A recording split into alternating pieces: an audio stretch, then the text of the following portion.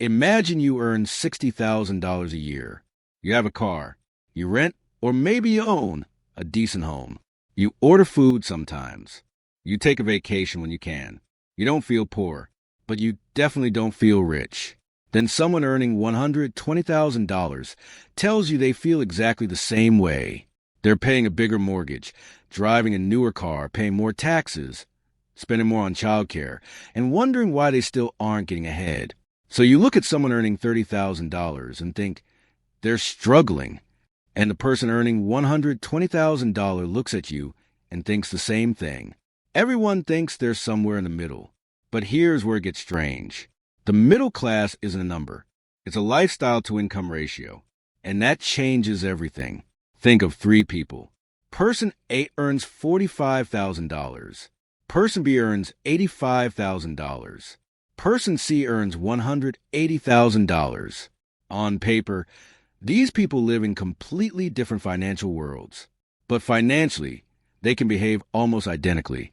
Why? Because income isn't the whole equation. You also have housing, transportation, food, healthcare, debt, childcare, entertainment, and increasingly subscriptions and recurring payments. Call this the lifestyle lock-in. Once your fixed expenses rise, your income can rise without your financial freedom rising with it. Imagine your paycheck arrives. Before you even touch it, the money is already spoken for. $1,800 for housing, $500 for the car, $300 for insurance and utilities, $600 for groceries, $400 for debt payments. And suddenly, the $5,000 monthly income you thought sounded comfortable doesn't feel comfortable at all. That's the illusion. You don't experience wealth as income. You experience it as money left over after life happens. Here's the uncomfortable part. Two people can each earn $7,000 a month. One spends $4,500 maintaining their lifestyle. The other spends $6,500. Both earn the same income, but the first person has $2,500 left. The second has only $500. Same paycheck. Completely different financial reality. That $2,000 difference isn't just spending money.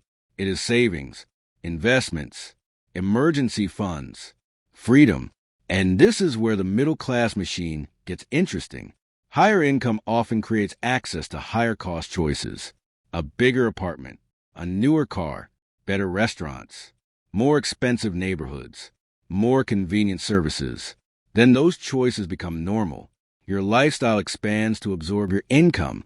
Economists and behavioral finance researchers often discuss versions of this phenomenon as lifestyle inflation. You don't necessarily become reckless. You simply upgrade your definition of normal. And then your old lifestyle starts feeling impossible to return to. Here's the counterintuitive part. A person earning $50,000 with $15,000 in annual savings can have more financial flexibility than someone earning $150,000 who saves $5,000. The higher earner looks richer, but the lower earner may actually have more room to maneuver, because wealth isn't just what enters your bank account, it's what stays there. And there's another cost nobody puts on the receipt: opportunity cost. If your lifestyle requires an extra $2,000 every month, that's $24,000 a year. Over 10 years, that's $240,000 before considering investment returns. The expensive house isn't only expensive because of the mortgage. It's expensive because of everything else that becomes necessary to support it. The car isn't just a payment. It's insurance, fuel, maintenance, depreciation, and the money that payment can no longer become. So what actually determines whether you feel middle class? Not simply your salary. It's your fixed cost burden. If your essential lifestyle consumes 90% of your income, a raise can disappear almost instantly. If it consumes 60%, the same raise can dramatically change your future. That's why two people with identical salaries can experience completely different versions of the American middle class. Take two households earning $84,000 a year. Household one spends $52,000 on living expenses. That leaves $32,000.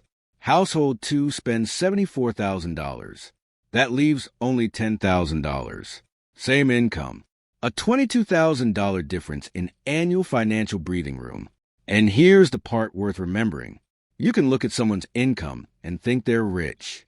You can look at your own income and think you're middle class.